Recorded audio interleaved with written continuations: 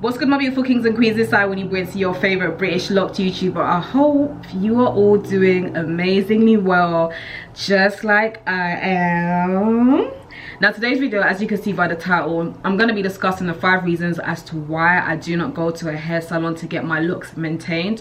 Now, for those of you that aren't aware, I have had my locks for over 7 years now, and in those 7 years I've probably gone to the hair salon maybe 3 or 4 times. On all of those occasions it was to get my hair dyed.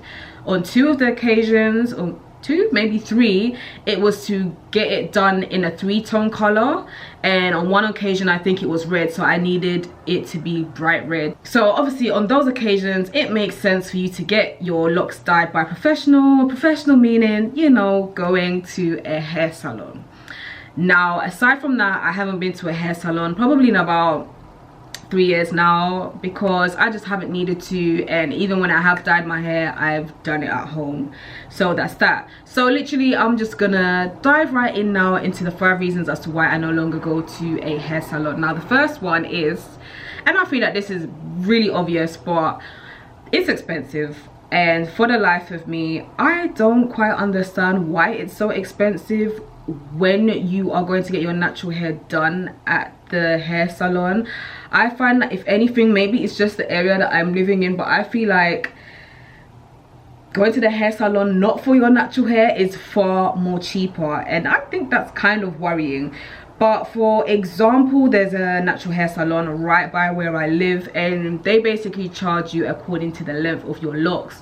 So obviously where I do have long locks, obviously I've got my locks in a high bun now, but my locks are almost waist length now. If I was to go and, let's just say, get my hair interlocked at this particular hair salon, I'm looking at anything between 85 to maybe 140 pounds, and I feel like that is just far too much money for me to get my hair interlocked, for example. And I have hair that grows very quickly as well, so maybe in about 3 weeks my hair would grow out. I just don't understand why I would want to or feel the need to spend so much money like so, when I just could just learn how to do it myself, especially via YouTube tutorials and blogs and stuff like that. Second reason why I don't go to a hair salon is because I feel like everything is rush. I feel like, because normally stylists, I can't speak for every single hair salon, just what I've seen via my local hair salons, but I feel like because stylists normally have a certain amount of clients that they have to deal with every day, and obviously they go according to time slots as well, which is understandable, but I feel like they don't put a lot of love and care into doing each hair. It's just rush, I need to do this as quick as possible so that I can get on to the next client, and I don't like that. Basically I like to feel relaxed when my hair is getting done. And in the past, when I have gone to a hair salon, not saying that they weren't friendly or, you know, or anything like that, but I just felt like the whole experience was just a very rushed one, and it's a rushed one that I would rather not pay so much money to experience, period. Third reason, which is actually exceptionally important to me because I actually experienced this on every single occasion that I have previously gone to a hair salon, is they do hair far too tightly. And you're probably looking at me like, yeah, okay, cool, they do hair, but you can tell them if they're doing it too tight. Yes, indeed you can. But what I have found is, in the past, when, for example, when I used to get my locks interlocked, and one time I was at a hair salon, my hair had just been dyed, and obviously the guy was styling it, and he was just doing it, everything was just tight. I felt like interlock was tight, the hairstyle was tight, and I had repetitively told him as he was doing it, feels tight, feels tight, feels tight. And he just became very huffy and puffy, and I'm thinking, well damn, I'm spending so much money for you to do my hair, and you're huffing and puffing because I'm telling you that you're doing my hair too tight, right? And I know that there are a lot of lock wearers that are really into this whole thing of wanting, you know, your locks to look exceptionally neat and to not have one grain out of place, but I personally feel like that is really unhealthy. And so if you're somebody watching this video and you go to a hair salon, don't get me wrong, I'm not saying there's anything wrong going to a hair salon. There's absolutely nothing wrong. This is just me. I'm talking for me, myself, Wini. I'm not talking for anybody else. But if you are somebody that regularly goes to a hair salon to get your hair done, and on every single occasion you go, you are allowing for them to do your hair tightly. Your locks are going to thin, and your edges, what edges? Basically, you're still not going to even have any edges there. It's unhealthy. I really don't think that it's that important for your hair to be so tight that you feel like your brain is basically intertwined with your locks, basically. And that's how I previously felt when I've gone to a hair salon.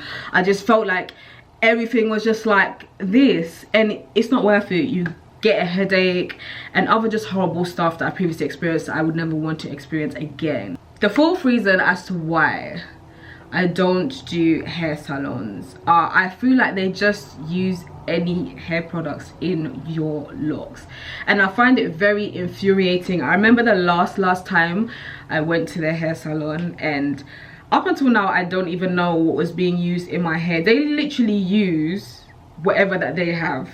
They don't ask you if you have a problem with it. They don't even really show you what products it is that they're using. So it could be a wax, it could be a gel that you don't normally use, and it could also be a product that even leaves build-up in your hair.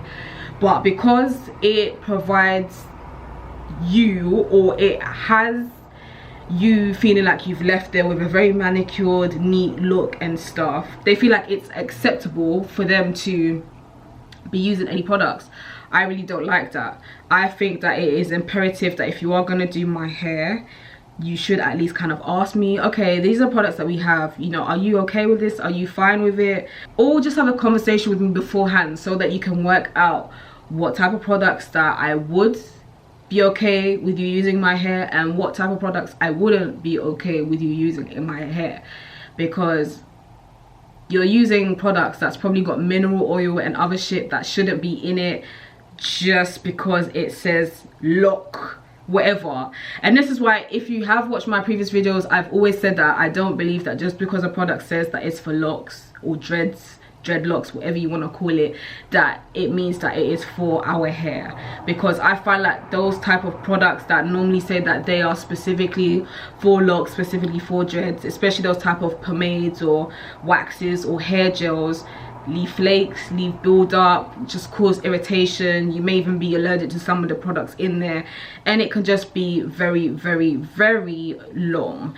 And I feel like going to the hair salon, for example, somebody like myself who only uses coconut oil in their hair, I feel like if I was to go to a hair salon or incorporate hair salon appointments and stuff into my lifestyle, it would only work if I could literally bring my coconut oil from my house to the hair salon, because I would feel like they're kind of messing up with my, I don't want to say schedule, but they're kind of messing up in terms of what my hair is used to. My hair is used to coconut oil. My hair loves coconut oil.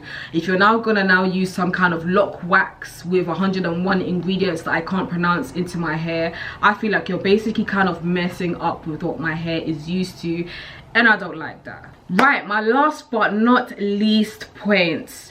I don't like, and this is gonna sound really petty, but I don't like the fact that I have to go according to their schedule. I know, right? It does sound petty, but hey, it is what it is. For example, let's just say if I needed to go to a wedding next week Saturday, and I've now, you know, called them up a whole week in advance to say, oh, I need to get my hair done next week, when can you fit me in? And they now say they're filled up for the week. If there's a cancellation, they'll let me know, but I can always book an appointment the week after next. It's like, well, no, the wedding is next Saturday. I need my locks to be done next Saturday, not the week after next. So I just feel like in that aspect, it can be very inconvenient, me having to go according to somebody else's schedule.